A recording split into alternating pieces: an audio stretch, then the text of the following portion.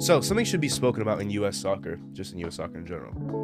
The fact that children of immigrants do not support the United States is a conversation that is never had by the media, because the media, it's too complicated of a question to be spoken about on TV, I think. It's interesting. But I went to the South Korea versus U.S. game in New Jersey. 26,000 people attended the game. 20,000, 21,000 were South Korean fans in the stadium. It's no excuses. You got to get it done, Nigeria. And you're fresh off being a finalist at AFCON, losing to the host Ivory Coast in that. Like, we thought you were about to win it as well. So there's just no excuses. You have to get it done. You have the talent. You have the players who are doing, I mean, Osimhen scored, 30-plus goals for Galatasaray last season. You have to get it done at the national team level, whether it's chemistry issues, whether it's the pressure of such a big nation being on their backs, and not just pressure in their country, but the Nigerian diaspora around the world putting pressure on them in the U.S., in England. Regardless of it, y'all, Nigeria, you have to get it done. No excuses. So Problems at home. Problems at home for sure. Problems. Episode 94 of the 5-Star Podcast. Let's clap. What's going on? Hello. Keep it 100. Seb's in the mood today. Absolutely. A lot of rants on the way. Yep. A lot of lies. Nah, because we're going to keep him fact checked. But who am I joined by today? What's going on, guys? Your favorite Seb in the building. It's a fact. What's the word? Is Josh? Yes, sir. Gabriel here. Kendrick. And we got to get straight into it. As an American footy podcast, we're going to talk about the U.S. men's national team, who just lost 2-0 at home to South Korea, making it 7 straight losses to top 30 FIFA-ranked opponents. Pochettino on the hot seat. All the former U.S. men's national team players in the media are tweaking out. The fans are tight. Yep. It feels like the SpongeBob meme where they're running around with the flames going on. Yep. How are we feeling, folks? You was at the game, so was. you can start us off, I think. I think that something which shows that there is clearly not a ticketing issue. It's not a price issue like a lot of people like to say. Oh, games are too expensive. Game was sold out. Game was full. South Koreans showed up in full attendance. But you have to think that a lot of those South Korean fans in that stadium are also American, or were born in the U.S. or have some allegiance to the United States. Yeah. Me, I'm a children of immigrants. There's a lot of children of immigrants on this podcast. I don't think, for the most part, we are able to fully get behind the U.S. men's national team for whatever reason. A lot of people also feel that same way. At the office, you ask people who are soccer fans in this country, a majority of people who like soccer in this country have a connection to some sort of immigrant path. Yeah. However, that path doesn't then connect back to being a fan of U.S. soccer. The big question is why? Why is that? Is it because the team is uninspiring? Is it because the team doesn't represent that immigrant background? Is it because the way the team is marketed doesn't really seem open or like what the rest of soccer in this country is like? But it's a serious problem when no matter where you play, it's always an away game. South Korea. It's a huge problem. If we play against South Korea, there's more South Korean fans. We play against Mexico, there's more Mexico fans. You play against Brazil, you know what I mean? Exactly. It's a weird issue. How can you be at home and it's always an away game? Consistently. It's a massive issue. Yeah. And then Pochettino goes to the Ohio State game and he's like, oh, this is the type of atmosphere we want. Yeah. But that's not the type of atmosphere you ever get as a U.S. soccer team. I think it's cultural, because in immigrant households, there's just a much deeper, more passionate connection to that original nationality's team. So myself I do fully support both Spain and the U.S. men's national team. But like, for instance, for yourself, Cameroon is more passionate than the U.S. is in soccer. Italy is more passionate than the U.S. is in soccer. So having that example of like this undying love for the game versus here, it feels like an afterthought. It's much easier to latch on to the immigrant family. Same with Haiti, Ghana, et cetera, and then just keep listing off whatever country people are from. So I think it's a big passion thing. And then also, if your parents are the people showing you the team and they're from that other country, they're more likely to show you where they're from than the U.S. men's national team. Especially considering the recent era of like, the U.S. only got relevant in footy, in like 94 when they first hosted? Before that, we were unheard of. So I think we're also very young as a footballing nation compared to a cultural nation, if that makes sense. No, for a fact. And on top of that, it goes down to the dynamic structurally, which is even the reason why we all met each other. Going back to 2020. The reality of the fact is that culturally it's not something that is, for everybody due to the financial roadblocks. And so growing up here, the relation to the sport or the connections that you can make aren't there in the same way. And so the way that actualizes itself is, hey, when you get to a point or an age where you can go to these games, you might not.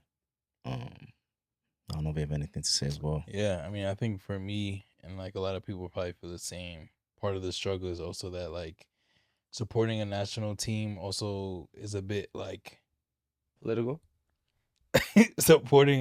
supporting a national team is also like a little bit of like nationalism behind it, or like pride for like your country. And if you're a child of an immigrant, especially if you're a person of color in the current political climate, in the current context that we're in, it's like a lot harder to actually like get behind a shirt that has a US flag on it. Like the American flag itself now means a lot. It means a lot of things differently than it would have maybe 10, 15, 20 years ago. So I think that's a component that probably goes untalked about a lot, but that's part like it's probably weird for a lot of people to go to a game and be like, like I'm an American fan. You know what I mean? Yeah. Like, do you think that same hesitance to get behind the American flag in soccer exists when the U.S. is playing basketball at the Olympics? I was gonna say in other sports it's not like that. Even was it the 1968 Mexico City Olympics when Tommy Lee and I forgot the other name did the Black Power fist on the podium, first and third place. Like they were representing the U.S. at a time that was even more high racial tension, fresh off of desegregation, et cetera, the killing of Martin Luther King. So I think that is definitely a piece of it. But the fact that we have that representation in other sports, we're still down to support.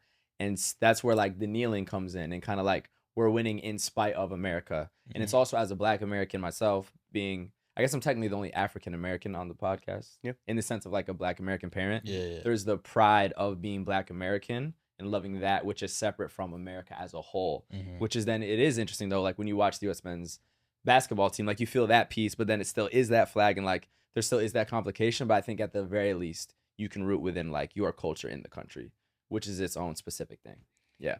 I think there's also just like an underlying belief or like understanding, maybe misunderstanding about like just the whiteness of soccer in the US comparatively to other countries. Like you can get behind like a basketball, for example, even though it's the US, because you know like the team is gonna be all Black and like there's kind of like a different connotation there where it's like you kind of understand like what you're supporting, whereas like with the US it's kind of like I think a lot of people would feel like there's still like an association. But that's strange, with no? whiteness. It's diversity has changed on the national team. It's changed, but it's strange though because the thought process about soccer is that it's a sport that's non-American, therefore an outsider sport, therefore an immigrant sport. Yeah. However, we still consider the U.S. men's national team to be a team of non-people that you can like. The immigrants don't consider the U.S. men's national team to be an immigrants team. Isn't that weird? It's not made up. Well, it's but it changing is. now. Now it is. But it's not. It almost. I think it always has been. No, the '94 team didn't look like the diversity of now, from what I've seen. But the- there still was. They guys were like white, Abuchi but and they were like spicy. yeah, like Were they were the children of Polish immigrants and German immigrants. Spicy and- white. Is that true? Not fair, Let's though. look it up. Let's look it up. Let's look it Yeah. up, please. Because I felt more it was like Alexi Lawless and Landon Donovan Lawless and is- McBride. But even and, Donovan is a Bear child of immigrants, I Hunter. think. And yeah. No, the team now is much more diverse. You course. have more Mexican Americans. You have more Tim Wayers, Yunus Musa, Balogun, etc. Donovan's father is a Canadian immigrant. He himself was born and raised in Ontario, California. His mother, Donna Kenny Cash, is an Irish immigrant. I mean, it's also just a bit different because there's, I guess, white. Yes. White North immigrancy is very different. North American immigrants That too. versus, just different races. I also feel like it's hard for an immigrant to necessarily get behind like the idea of there being immigrants on the U.S. men's national team, because a lot of them don't necessarily like rep or like try to. A lot of them don't express themselves in a way that like shows their like heritage. Right. Historically, yeah. Do you think the team would be more supported if it did? I mean, yeah, if you had like a guy on the men's national team who was half Jamaican and he was like pulling up to the games, bumping dance hall or like wearing certain things or shouting out certain artists, getting certain artists to come to the, you know what I'm saying? And like there'll be a lot of Jamaicans who would probably support the team more. They'll probably still choose Jamaica if they had to choose one or the What other. about Tim Weyer, who is Jamaican and like is into fashion, into music? Yeah, is but it's still super doesn't- marketable.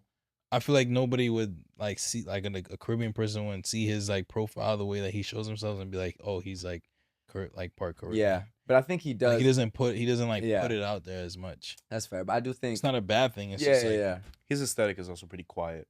fair. I would say quiet that luxury. although the thing about all of this we're saying, winning heals all of this, all of it, all of it for sure. I mean, 100%. In the sense of, if the U.S. makes the I'm with semifinal, you. huh? I'm with Kendrick.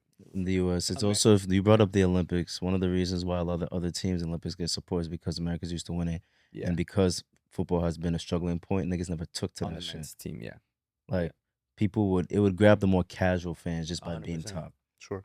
Because if the U.S. men make the semifinals, they're playing in MetLife, let's say against Spain for a chance to go to the final. What that moment means in the growth of U.S. soccer and the little diverse kids watching that and how that changes how they grow up playing sports, that's going to have a knockdown impact to the point that Yeah. you're normalizing the U.S. as being good at soccer with a team that's already more diverse and looks more like you than it did in the past. That's going to have a knock-on effect. Again, U.S. soccer is so young compared to how we are older in other sports, compared to the age of, like, when did the Premier League start? Or English football. They have teams start in 1880. Like, how do you even compare that? You know what I mean? So I think winning heals all in American sports. Like, if you make the semifinals, like, that's going to be the beginning of that on the men's side, at least the women's side. Is good. One thing that winning, real quick, my fault. One thing that winning also does is it forces just the global football market For sure. to also showcase the top of the sport. Yeah. And then it provides more avenues for people to see themselves, Yeah. for people to see more trajectories to being in that position. So winning heals a lot. Yeah.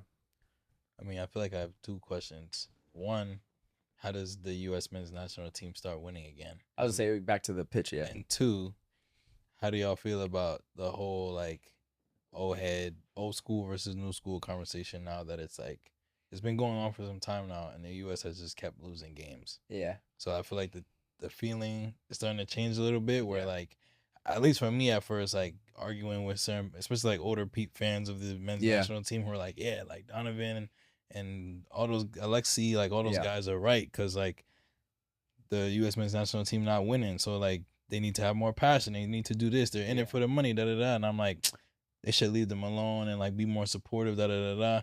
But at a point, it's like, if you're not winning games, it's kind of hard to defend you, bro. Yeah. So I'll say this. The U.S. national team is uniquely disadvantaged and has been uniquely disadvantaged because they're hosting. So you don't really play a qualifying competitive gauntlet. And that generally, since South Korea, has not really helped host nations. Because when you don't play a qualifying path, you end up having a tough time in the tournament, or you end up getting shocked in the tournament because you haven't really gone through adversity. South Africa didn't do too well. Russia didn't do too well. No, Brazil Russia got to the quarterfinals and beat my country, Spain, actually. I thought Russia got out. No, to they Spain. beat us on penalties. I remember vividly. So I take back Russia. Brazil, that shock. It's like there's a certain lack of preparation that you take into a tournament, and there's a certain lack of intensity that you get to go into a tournament with. Competitive games. And also, it allows the coach a little bit of leeway to test new players. And so, of course, when you get onto the field, the team might be a little bit of a mix and match of starters and B team players and C team players. And so you don't get to build that chemistry. Now, is that an excuse for why the U.S. has lost 6 or 7 games straight? I don't think so, because you knew that this was going to happen. Yeah. You knew that you weren't going to. Exactly, that's what I'm saying. And the streak is specifically against top 30 ranked FIFA teams, just to clarify, because they did do well in the Gold Cup recently. Yeah. So then the question becomes, should players that were starters who chose not to attend that Gold Cup tournament have gone to then build that chemistry so that 100%. those were competitive matches that they had the opportunity to play a year out from the World Cup. We don't have the luxury to be playing an A and a B and a C team in different competitions and resting, and like we haven't had the consistent victories to be able to be like, we're just gonna we're gonna let the A guys rest. Like, nah, bro, we need to build like some sort of cohesiveness. We need to build some momentum. Like, I really feel like that's what like fucked us over the last couple of years. Like the whole every time you watch the U.S. men's national team, you dead ass don't know what the lineup is gonna look like. It's fair. Like when I watched the South Korean game, I was like, oh, Pulisic and Ware playing today. Yeah, you never know. Sargent is starting. Like it's a surprise. Whereas it should just be like, like the best players in the country are gonna be playing and they're gonna be winning games. You know what I mean? Mm-hmm. I also think that's kind of the weird thing about CONCACAF specifically too, because we have have an A side, an A team Gold Cup, then a B team Gold Cup, then an A team Gold Cup, then a B team Gold Cup, Euros, AFCON, etc. No, your best players, period. Yeah. Go win for your country. So, yeah, I mean, just watching them, bro, they have to find on-ball chemistry, period. If we want to get into the tactics of it, you have Pulisic, you have Weah, all these guys who are balling out at the club level and like doing the quick little 1-2 combinations and breaking down teams in low blocks. But when they play together, the U.S. men's national team, we just have no creativity. Like, Nobody's trying anything. It's so dull. I can't believe Pochettino said we look like the better squad. I'm like, what game were you watching? He said bro? that? Yeah, Yes, he did. and Oh, that's he's why a lot of cooked. people were mad at him. He might be cooked. It's like, bro, at least just own the loss. Like, nah, we have to be a little more intense. He said we look like the better Yes, team. and it's like, bro.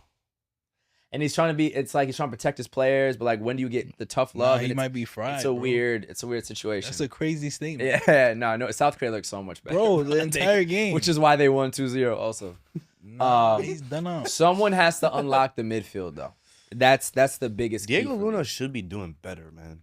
How do you What do you feel? mean? He low-key had a good game. He's the one who doing the. That's best. my point. But he's a star player in that midfield. I think he should be doing better. Like I expected so much more from him. Really. Yeah. 'Cause to me, he's like Hey, a bit of an overachiever in terms of him even being where he's at now. Nah. That kid is Compared to a talented.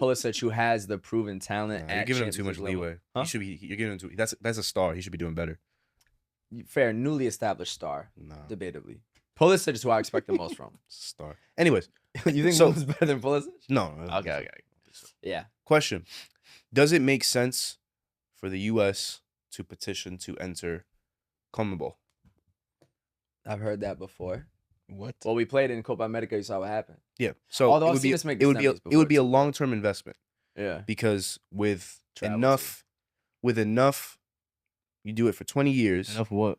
Enough time. With enough Oh, time, okay, I thought you after said 20 something else. years. Wait, So the take is that if the U.S. were to petition to register itself into CONMEBOL instead of CONCACAF, after 20 years, the excuse of we only play Mexico and Canada, we don't really have a lot of competitive Yeah. games, Gold Cup, A team, B team, C Yeah. team, this, that, resting players goes away. Because in CONMEBOL, every single time you play, it's important, it matters, and your best players have to play. So there's no excuse for Pulisic to not show up.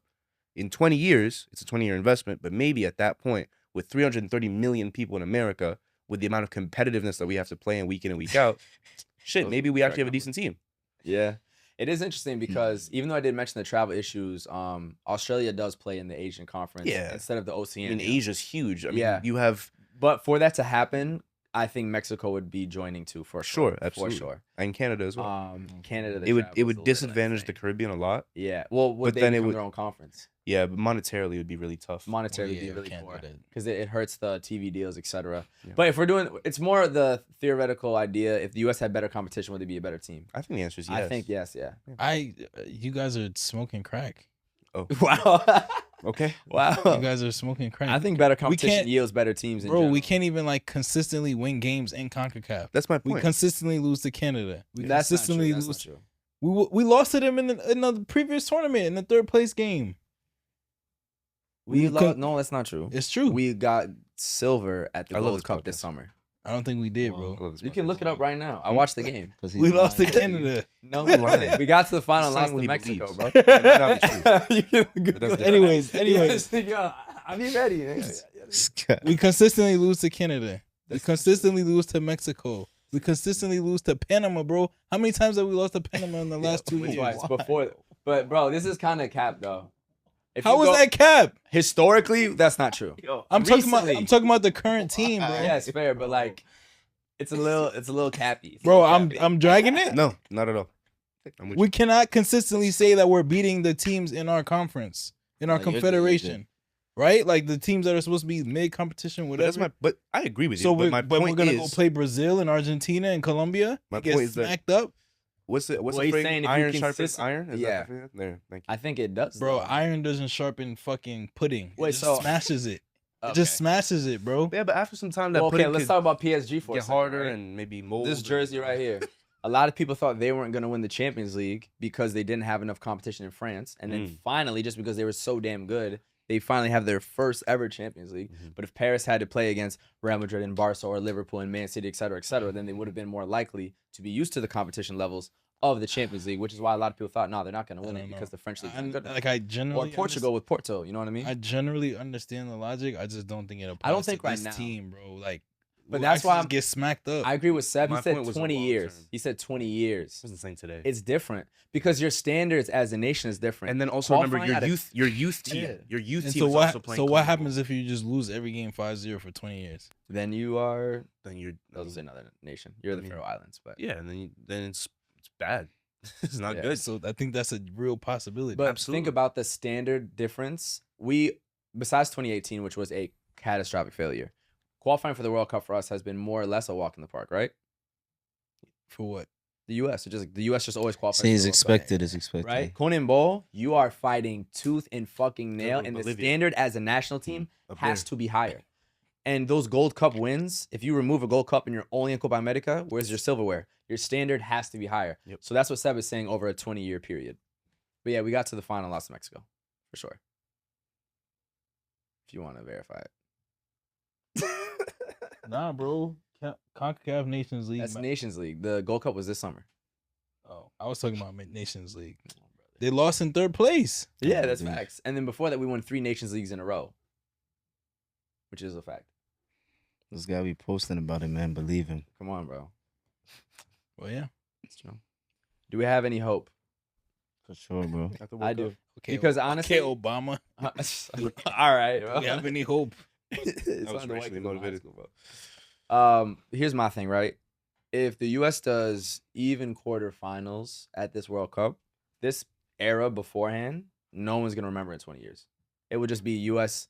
hosted a World Cup and got to the quarterfinals, You're right. and that launched U.S. soccer. None of this matters. Because think about right now, what do we know about before '94? I don't know how they were leading up to the World Cup. I have no clue.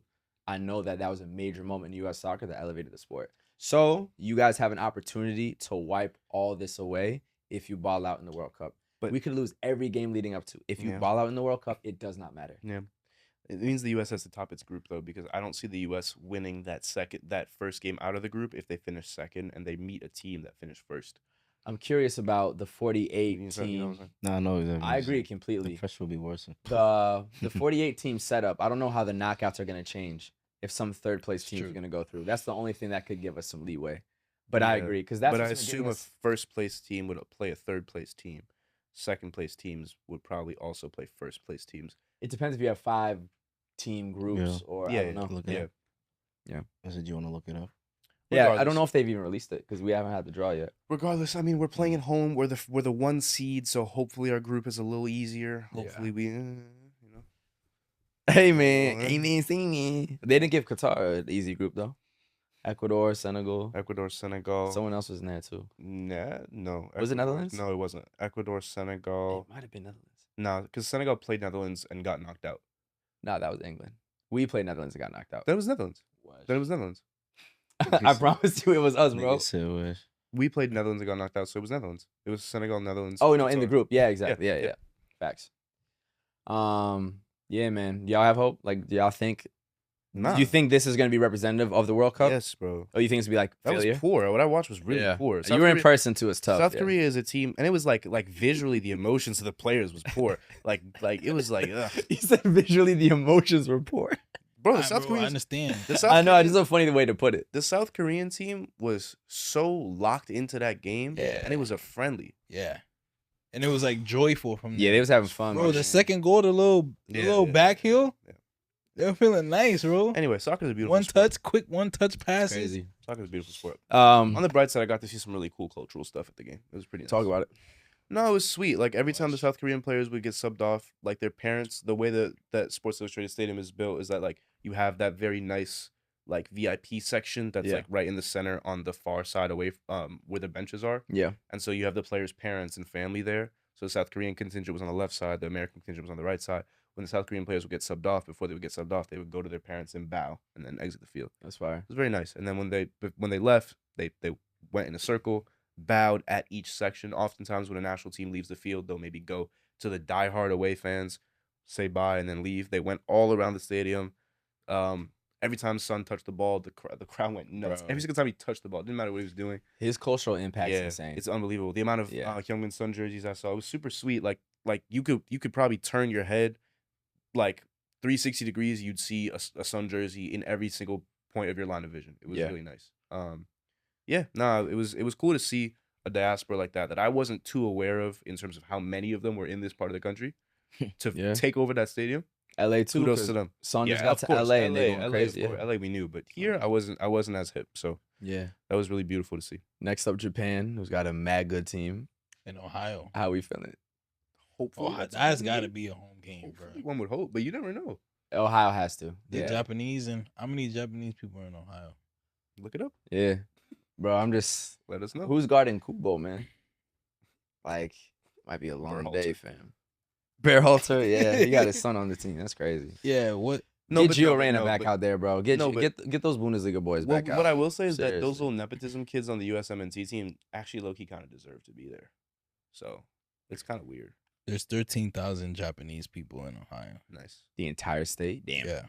Well, Well, even if they all go to the game, that's still not There's enough, only- so. And as of 2017, there was 838 Japanese people in Columbus, Ohio. Which is where the 838. game is. Wow. let's see what the game looks like. Let's see. Never know. Predictions? Wesh. 4-0. Nah, we're not gonna get smacked, bro. Why? Why not? We Why not? Get We smacked? Why lost not? two. We lost Bro, y'all 2-0. have some faith, We lost man. 2-0 to Korea, Why bro. not? It's true. We'll be all right, man. We're gonna. Dude, I can see 4-0. We're That's gonna not tie crazy. 1-1. We're gonna tie 1-1. We're probably gonna concede like 30 shots, but we're gonna tie 1-1. What's Japan's record as of late? I'll check.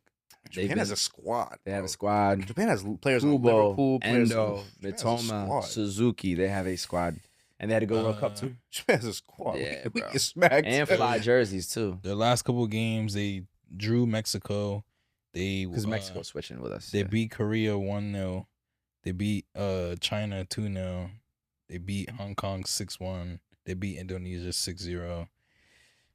It might be a long. They're in You good get form. smacked. They're in good form. We get smacked.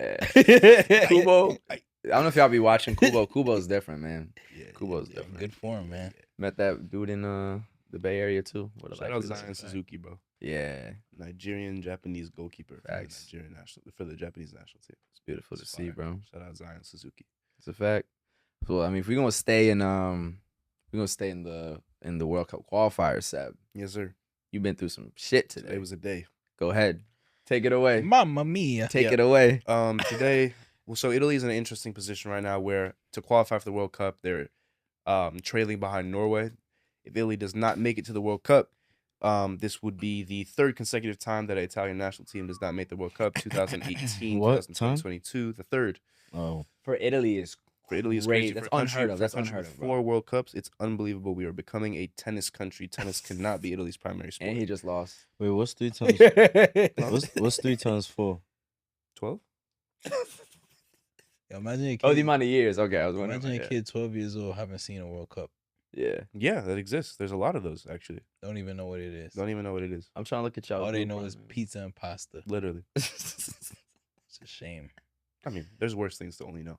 But I digress. I'm looking at the So qualifiers. Italy right now, I believe, has 9 points. They're now in second place. Israel also is on 9 points in third place, and then Norway is first. Gabe, With 12 points. Yep. With How many 12. go through? Yeah, Norway have 12. So as I know all too well, in Europe, only the first place team goes through. Second place team goes through the gauntlet of playoffs. Playoffs for Italy. My recollection of playoffs for North Italy Macedonia. is losing to Sweden when I was in Ethiopia and I was 14 years old. Watched that game at 3 a.m. Then I was in Singapore when Italy lost to North Macedonia. Watched that game at 6 a.m. So that's traumatic for me. If that happens again, I don't know. I might never watch an Italian soccer team game again.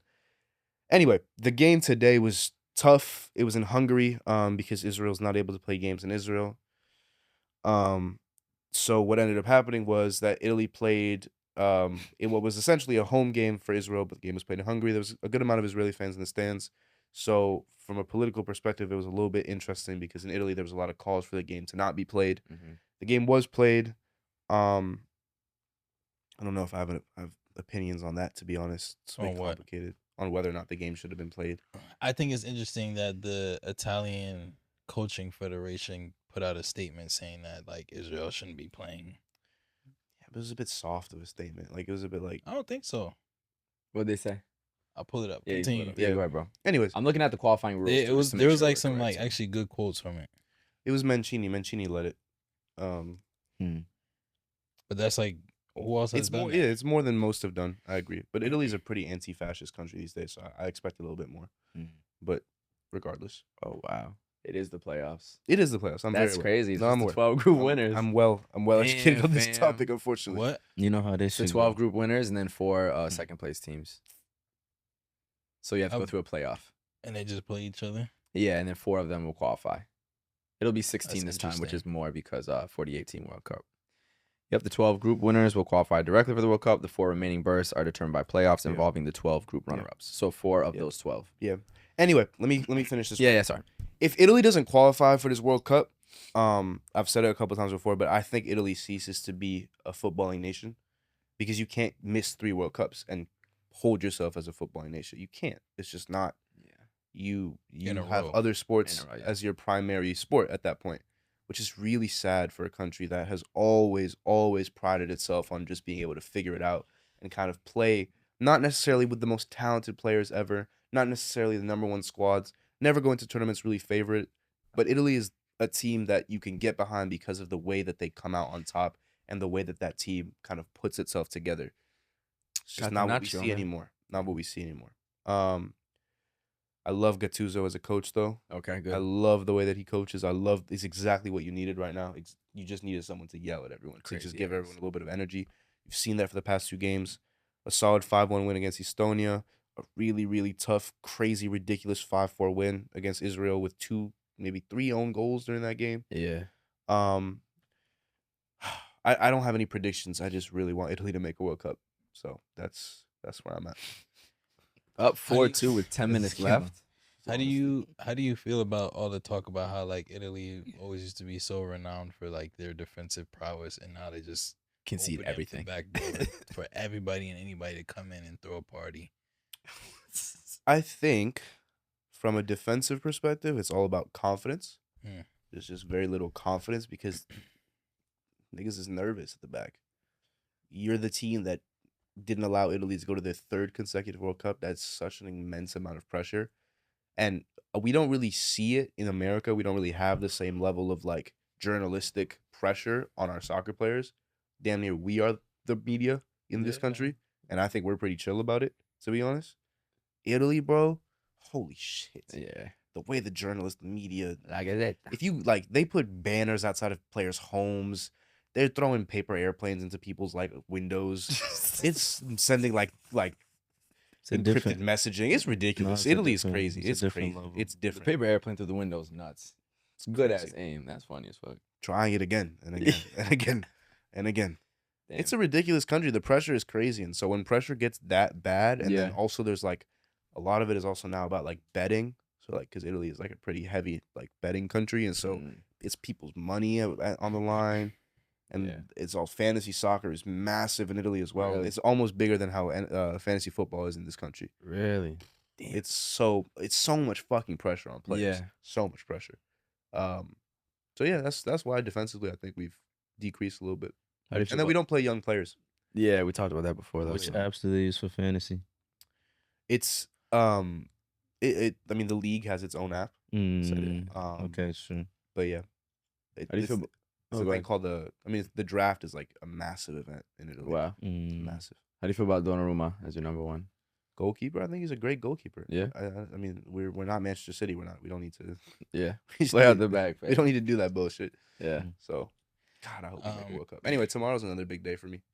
What's Cameroon. tomorrow? Cape Oh Verde. yeah, Another one. that's a big Before one. Before we move on to AFCON, or CAF, I do want to read a couple quotes from the piece that the Italian Association of Football Coaches put out, basically saying like Israel shouldn't be playing international matches. They need to be suspended.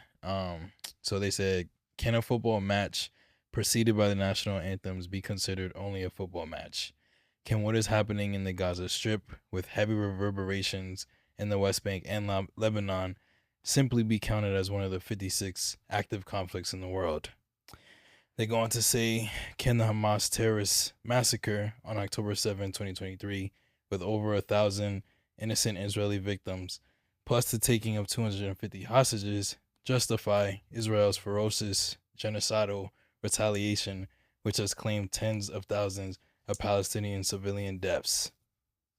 It's kind of like It's a heavy statement for real. Yeah. it's not like a little beating around the bush, and then they go to say, these are all questions that the Italian Association of Football Coaches has asked itself, and that it now asks the other federation components and the Italian Football Federation in light of upcoming matches, including the one today, to basically call for the suspension of the Israeli national football team. And I feel like we've been talking for a long time about wanting more footballing organizations to come out and like actually take a stance. And for me to see like the Italian Football and Coaching Association to be the first like footballing body to really be like, nah, bro, like we can't just sit back and watch and allow this to continue. It caught me off guard, and I thought it was like a pretty hefty statement. And that wasn't even the whole thing. What's the relation between the coaching association and like the national Federation. From my understanding, So as a national team coach, is he part of both? yes. Okay. From my understanding, the Italian Coaching Federation, which has its headquarters at a place called Coverciano, is essentially where you get your license. Right. Okay. So it's like a school the ranks. of coaching. Yeah. And so I'm pretty sure there's like a president who essentially leads the university. It's not a university, but it's a academic institution for learning how to coach. And so that is there's a union of professors and coaches that make up the governing body of that institution. Gotcha. Yeah. Well, some other news around Europe. We got Spain 9-0 over the 2 matches, dominating. Beat Turkey 6-0. Hat trick from Mikel Merino, who's leading World Cup qualifiers in goals in Europe, which is very funny. Being a midfielder that plays 9 and just scores mad goals. Exceptional baller. Mbappe ties Henry's goal scoring record, is now second most in French history with 51. Soon to pass Olivier Giroud. Germany actually continues to struggle. They got a few issues going on there. And I think the coach came out, Nagelsmann, and said, we're going to need to call up the less talented players to get the job done. Something along those lines. Yep. You can find the exact That's quote. exactly But what he said. yeah. So Germany continues to struggle, similar to kind of what Italy's been going through recently. Their group is England is winning, but barely getting by Andorra, so people are putting a little bit of pressure on Tuchel. And then Sweden, which has a very talented team, are looking like they're struggling once again. Forgot who they lost to today, Musa? Who? Kosovo. They just lost to Kosovo 2-0. And they did have Alanga. They had some of their guys out there. Jokeris did play. Isak is out. I don't know if Bergvall played, but they have a squad. You brought up Mbappe. Yeah. With on his way to setting that record, that French record. Depay just became Depay number 1. Dutch's. Shout out Memphis, bro. Shout out I got the clip. Go for it. Shout out Memphis Depay just becoming the number 1 Dutch goal scorer for me. Ghana boy. I think it's Robin Van Persie's record. Mm-hmm. Yep. I don't know. It's interesting to see, man. Very interesting to see. Why is it interesting? I mean, because at the end of the day, like, there's a lot of different ways to leave impacts and just, I don't know, represent a lot of different things in club football, but also for your country as well. Yeah. We're in an era, too, of people smashing these records. Of course, I think because it's more Morata's games. Morata's about to be top for Spain. Lukaku's top for Belgium. Mbappe's going to be top for France. You got Depay with the Dutch, Neymar, Brazil, et cetera, et cetera. Not to take away from their feet at all, but, like, of course. we're watching history in the making. Like, in 20 years, when you look back at the numbers, like, we're watching it happen right now. And so as it's much as crazy to see. as much as people are talking about, oh, there's more games, there's more friendlies, there's more nation leagues, this, that. You know what I'm saying? Like, we're going to see how long it takes to actually remain that consistent and still, Yeah. Yeah, so. And he's someone who I feel like's never fallen off national team level. He's always been consistent. Yeah. Don't worry about where if he's at Atletico or Barca or wherever, Lyon, national team, he's going to give you those numbers. Yeah, it's interesting. That's a fact. So, Yeah. that's cool to see. Yeah. Let me see that. And the piece of like the qualifiers in Europe at least that caught my attention was PSG was upset because Dembele and Doué both got injured in their match against Ukraine. Yep. And there's just like a lot of criticism on Deschamps for playing both of them, knowing that like they were probably gonna ease past Ukraine and like just didn't need to, like, the two of them didn't need to play. I think Dembele came on at halftime. But now he's set. He got like a serious like hamstring injury, and he's set to miss the first Champions League match against Atalanta and the following match against Barcelona, which are gonna be two like pretty like big matches. So I don't know. It kind of also goes back to what we were saying about the U.S. and how like some of the best players just like sit out, and like Dembele had an injury, like a lighter injury the week before. and was still in the team sheet, and they're like, "Yo, go play again." And Yeah. like, obviously, there's pros and cons to that, but I don't know. It leaves more discussions around like injury and play time and Yeah. stuff like that. I don't think that's fair to put on Deschamps, though. You can't play around with World Cup qualification, especially in the European format where you have to be number one. Like, he played Mbappe, their best player, who's breaking all their records. Like, nah, you got to play your best players. Yeah. And if you, it's also important as a player to know your body, especially as an experienced one, as Dembele is, who's had injury issues. If you say you're fit, like, we need to trust that you're saying you're fit. You know what I mean? Versus, especially just all the issues he had at Barcelona, missing so many games. Like, now that you're 28 in your prime, bro, and you're getting a little bit older, you got to know if you're properly fit or not. It's not worth the risk. You know what I mean? So that you want to trust your players, like, no, I'm good, I'm feeling fine. All right, then we're going to let you out there. But if you get hurt, it's like, you know what I mean? So hopefully you can learn to just not step into those issues that he's had all his career. Because he just got to his best. We don't want him to get injured again. So, yeah. But I don't think it's fair to blame the coach. It's like, bro, if you saying you want to play for me, we got to qualify. I'm playing my best players. And the whole chemistry thing we talk about too. So, Welcome to the first five-a-side episode on BEIN Sports. Episode number 1. This is a show where we'll speak about everything African football, Ligue 1, the Turkish Super League, the Portuguese League, and just all around soccer in general, from our perspective and our perspective only. So, today, our first conversation is going to be about Nigeria. Kendrick, take it away. We have a very, very tense situation happening over here in the AFCON qualifiers. Nigeria, for the first time in a long time, is at risk for not qualifying for the World Cup. Dun. don't for sure. It's not looking good. It's not very looking good. embarrassing. They've struggled through their first 6 matches of qualifiers. They've gone through 3 coaching changes in qualifiers so far, despite having stars like the likes of Osimhen, Guirassy, Iwobi, the list goes on and on, Boniface. And so there's just been a lot of talk about the fact that people don't understand why this team is struggling so much, why they're sitting behind Rwanda, why they're sitting behind their neighbors in Benin. South Africa is leading the group right now. And so basically they have to win out to secure like their chance at being at the next World Cup. And so how do you guys feel about their chances? What do you guys think is going wrong? How do we fix this? Or what does this even mean? This means Wahala Day. Continue.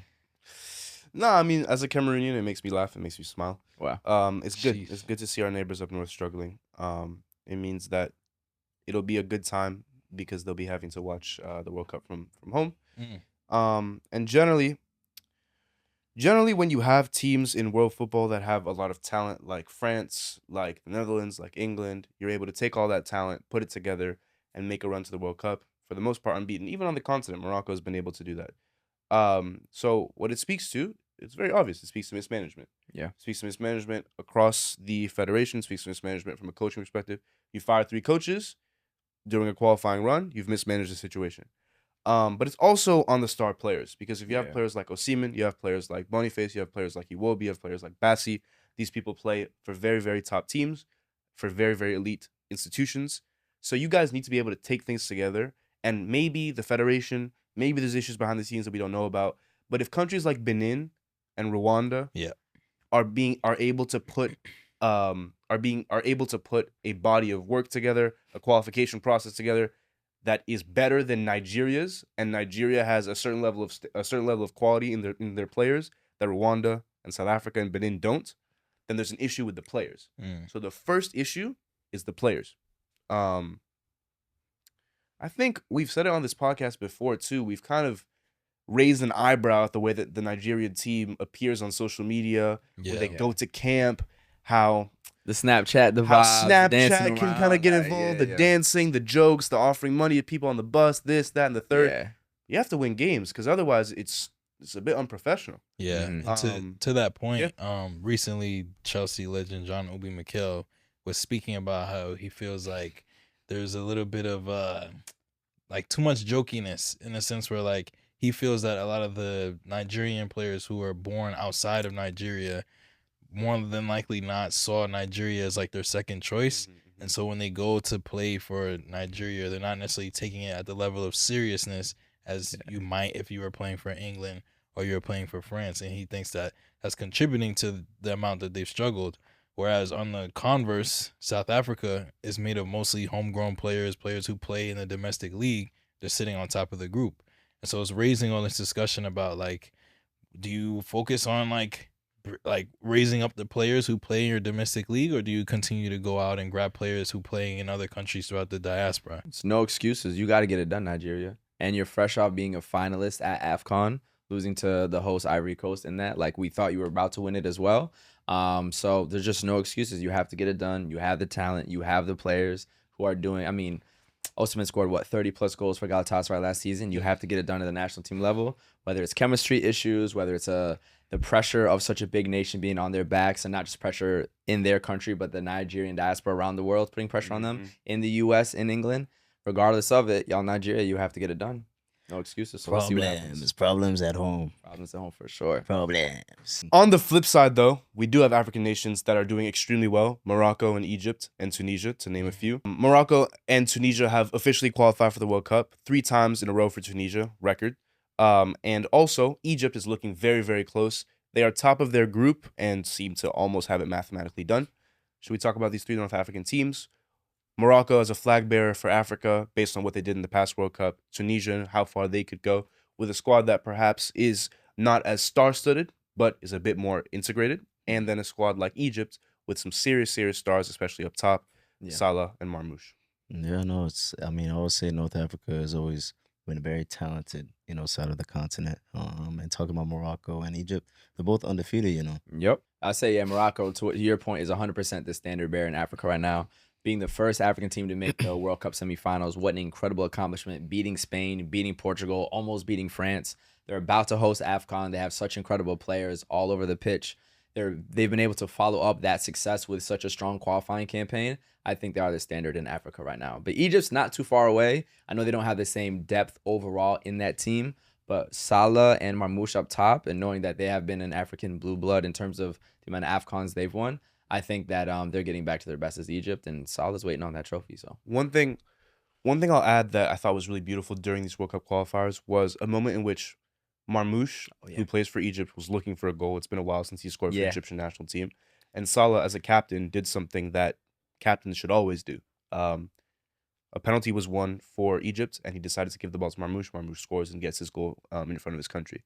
It's stuff like that that shows a certain level of maturity, a certain level of cohesion for squads, that when they go into major tournaments like a World Cup, those memories last, and that's why you fight even harder for your team.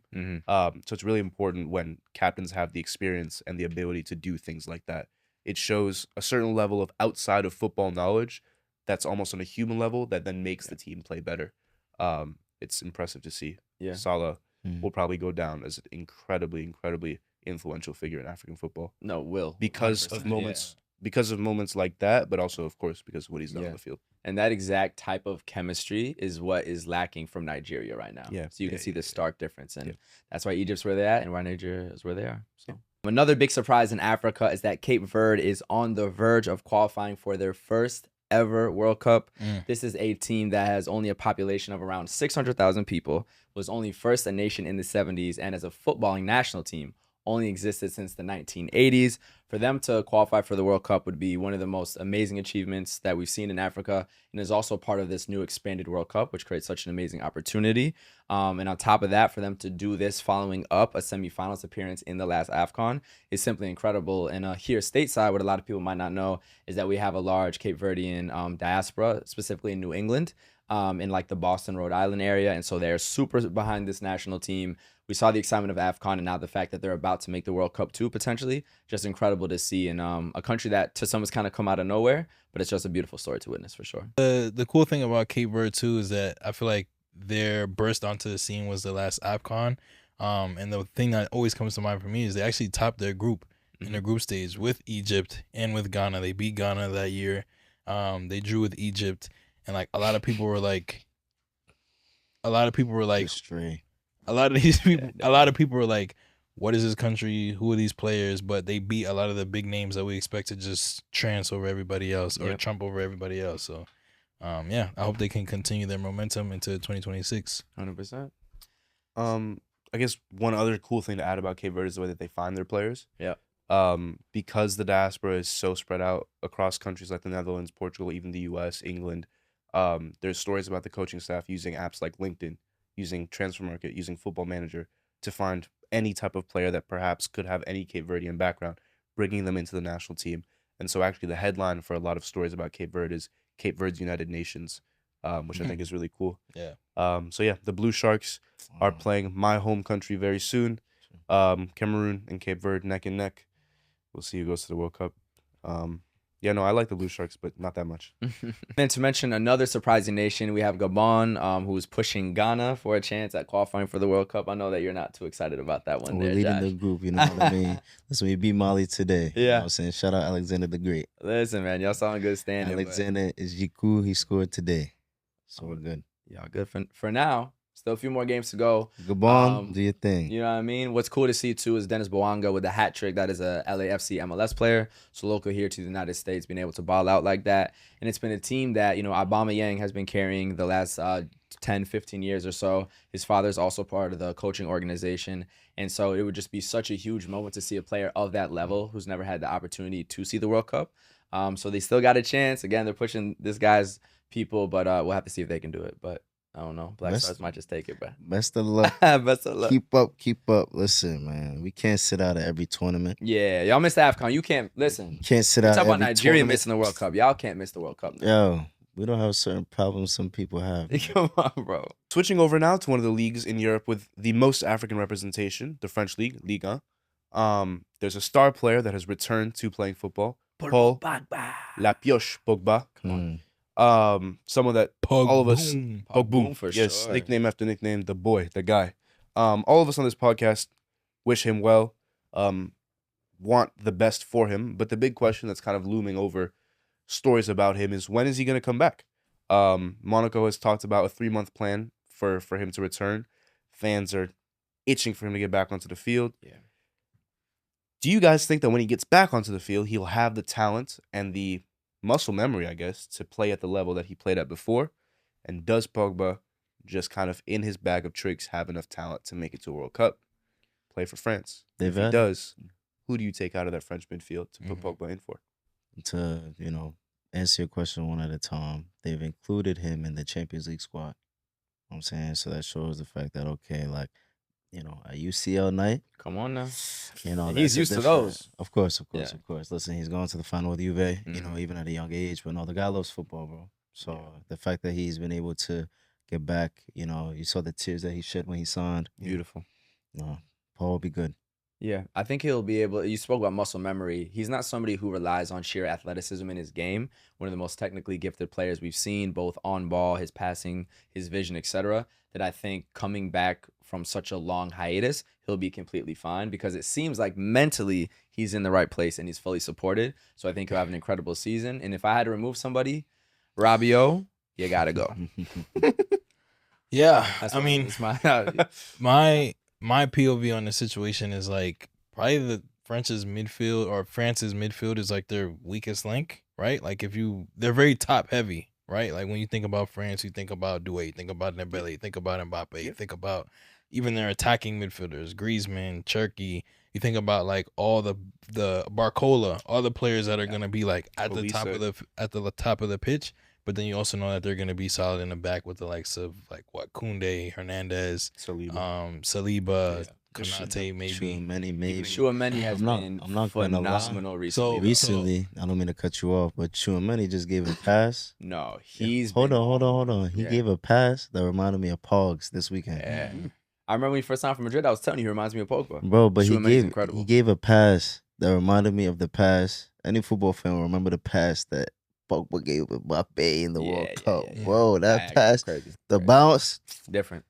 Yeah. Oh. But besides Chouameni, there's some guys that can get replaced for sure. Well, that's really my point. Like if there was a place on the field to remove players, it would be in the midfield. And I think Chouameni, Camavinga, that's not to say that both of them aren't phenomenal players, but I think Pogba gives you a little bit more like presence, experience, and even just like tactical skill in the midfield. It's a debate. It's a debate show. It'll be tough. For the last 3 years, I can't say that with what Chouameni's done with Real Madrid. It's fair. I will say think that's fair. one question. One question No, I'll see, bring but to you. that's that just listening to like the OG, I've been around, blah, blah, blah. Now, No. current right now, It's a fact. young boy is going crazy. Hear me though. Tchouameni's balling out right now. Hear me though. As Pogba ages too, there could also be a transition in his career in terms of what he playing. Yeah, and I don't think he would replace Tchouameni at CDM. I think he'd be to either side of him in a midfield 3 most likely. You feel me? He might not just be the exact. You But know I- how yeah. he was playing before, especially when he was United. Yeah, but if Pogba gets back to his best, he's better than Kefren Turam. He's better than Ikone. Mhm. You know, I don't think he at his best would ever be the CDM anyway. So I think it would actually be him and Tchouameni together. Mm. But Tchouameni that he's holding down that position, I would say. Kamavinga's been in and out with injuries, so I think that's a fair shout. But yeah, if one player got to go, Rabiot, get out of here.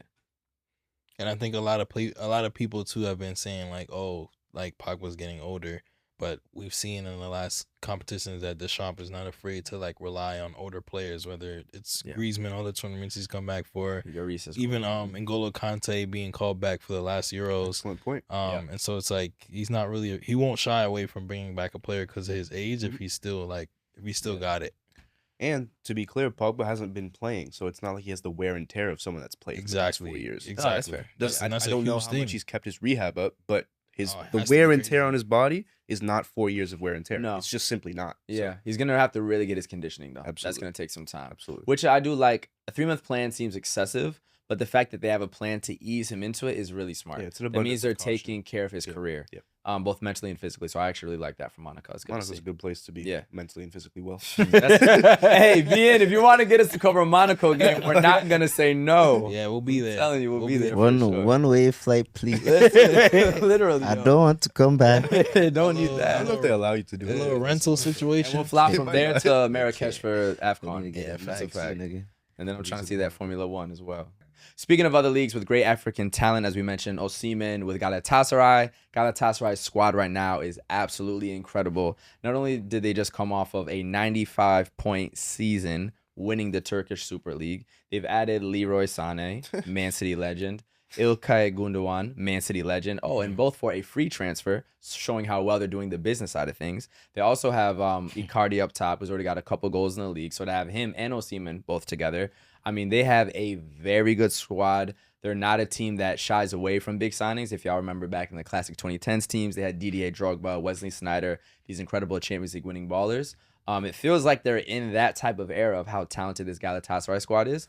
But what are y'all thoughts on this team for Galatasaray? Is this one of their best squads ever? How does it rank up to that 2010s team? What are y'all thoughts right now?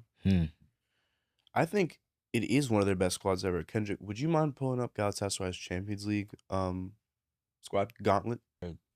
Frankfurt, Liverpool, Bodo Glimt, Ajax, Union SG, Monaco, Atleti, and Man City. That's not too. They're It's not too qualifying. bad. They're qualifying Yeah, for sure. that's It's not Aside bad. from- Just a couple losses. compared to in who there. they could be playing. Wesh.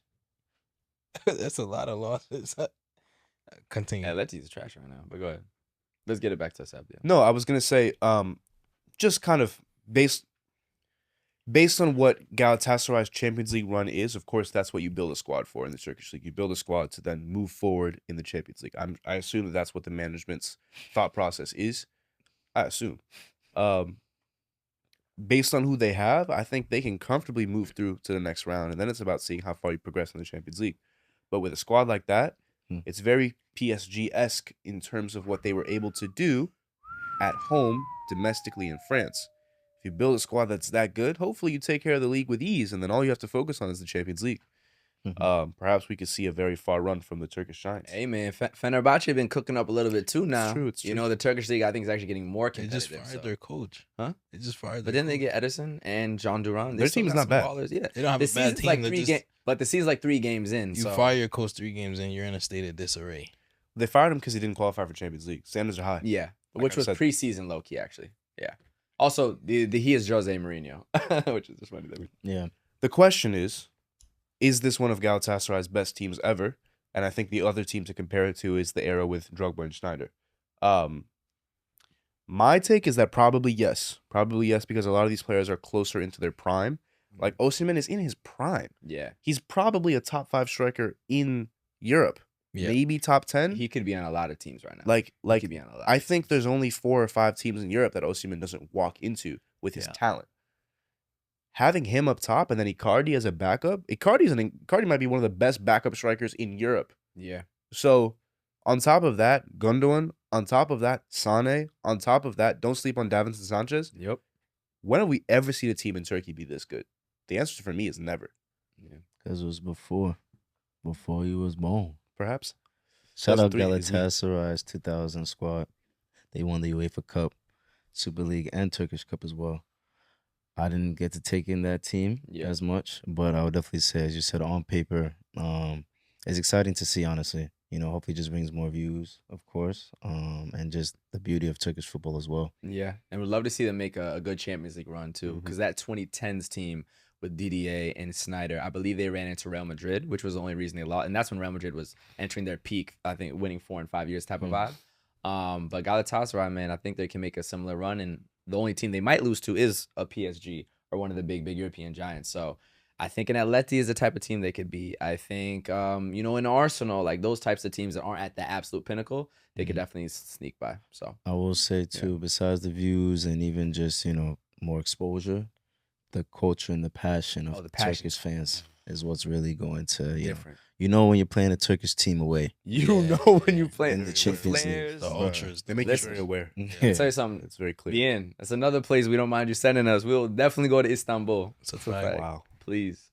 Please. You know what I'm saying? So more visibility is I'm eating good. a lot of kebabs in Istanbul. I'm eating all the kebabs in Istanbul. We're talking about African talent across the leagues from League On, the Turkish league. Honestly, it's an interesting state of affairs right now, seeing there's a lot of African talent, specifically in the midfield position. Yes, sir. Bring it to England. You know, you brought up Bassi, you know, Nigerian boy. Bring it to Kudus, Ghana boy. There's a lot more that can be named. But who are y'all favorites? Who has caught y'all eye with the way they're playing this season and what they mean for the club and country? I'm going with Anguissa. I think Anguissa is number one. Fresh off a Scudetto with Napoli. Fresh off a, 99th minute winner, damn near, that he just scored. The presence he has in midfield, what he means to that team. Again, fresh off of winning that title. I think the sky's the limit for them, and he's at the core of it. He's got some amazing teammates around him as well that he plays with great chemistry with the likes of McTominay and everybody. Lukaku, of course. I think Anguissa he's just fully got it. And you can feel the presence of him. Like that game winner with that late run into the box is the presence of a midfielder that's at his peak right now. He's got the silverware to prove it, and so I'm going with Anguissa. Okay, fair. I have a question for y'all. Who would y'all say is Tottenham's signing of the summer? That's an interesting question. The answer is Mo Kudus. I would say Xavi, but I'm not mad at Kudus either. You know what I mean? Yeah. And if you look at Richarlison's amazing goal to start the season, somebody had to be his man.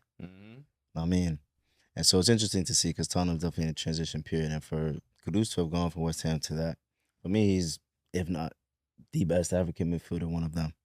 You know, shout out Semenyo as well.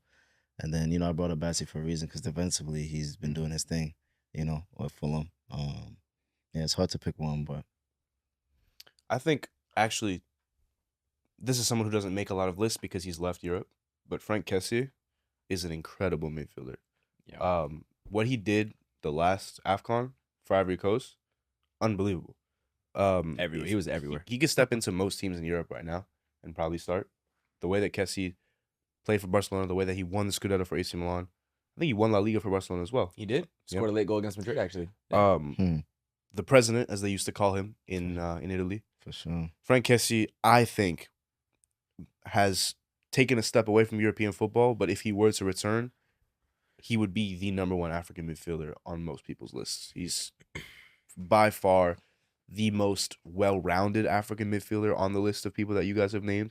Can shoot from anywhere. Defensively, he's incredibly talented, very intelligent, but also extremely, extremely good when it comes to stamina. And like the guy can play every single game for the entire season. No problems, no issues. Little Conte-esque, yeah. Yeah, so Frank Kessie, the president, is my pick for the best African midfielder in the world.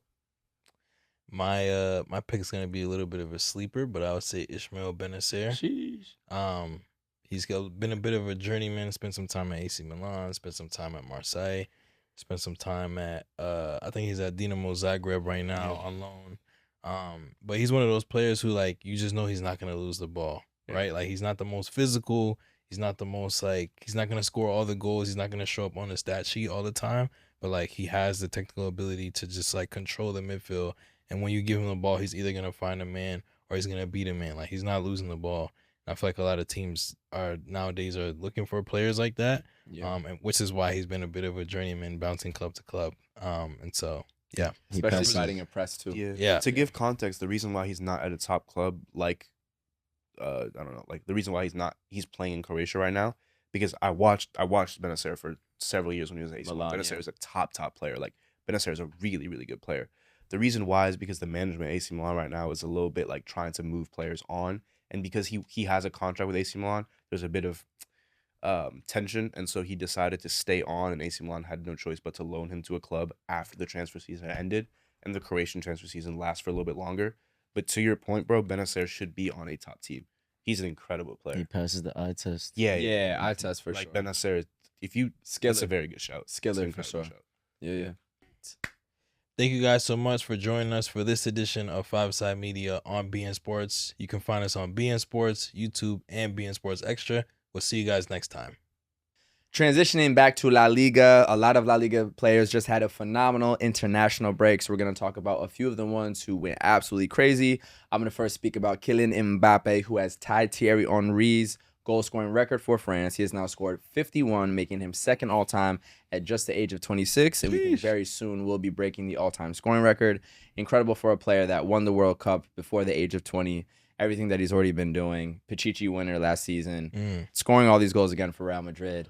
I mean, he's one of France's best players ever, and he's just proven it once again. Ligers.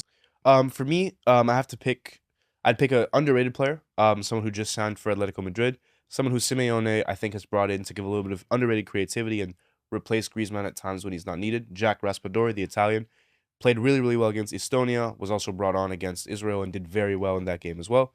Jack Raspadori, someone who I think Serie A fans know very well, La Liga fans will start to get used to. Someone who comes in, makes a difference, doesn't need too many touches, but will get you goals, will get you assists. Extremely efficient. Shout out, Jack. Going to the other side, you know, he brought up some Real Madrid players that were doing well. Barcelona boys, Yamal and Pedri have been killing it for Spain. Heavy. 9 goals in the last 2 games. World Cup qualifiers have been a walk in the park. 100%. And Ferran Torres scoring too. Bro, listen. Combining between Lamine, Pedri, and Ferran. So that was super Barca. Mikel Mourinho as well. Yeah, it was a big time. Yeah. For me, sticking with Barcelona, I would have to shout out Lewandowski. Okay. He talked recently about dealing with injuries over the last couple of months, and he said that his season would start in September. He just didn't know when. It started with Poland, basically. He hit the mark a few days ago, scoring a beautiful flick goal, basically sending a message back to the club like, I'm still fit, I'm still ready to go. And so, yeah.